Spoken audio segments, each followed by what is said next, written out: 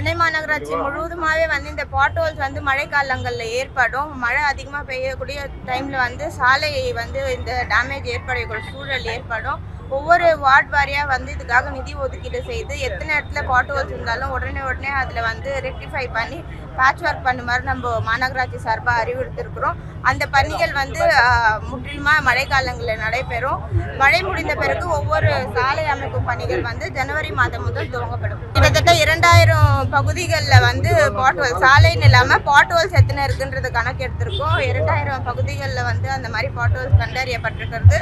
ஒவ்வொரு வார்டு வாரியாக வந்து அந்த நாளைக்கே வந்து அந்த பேட்ச் ஒர்க் வந்து நடைபெற்று வருகிறது. இந்த ஆண்டு வந்து கிட்டத்தட்ட 206 பகுதிகளில் வந்து லோ லைன் ஏரியான்னு கண்டறிந்து 100 HP கொண்ட மோட்டார் வந்து பொருத்தப்பட்டிருக்கிறது.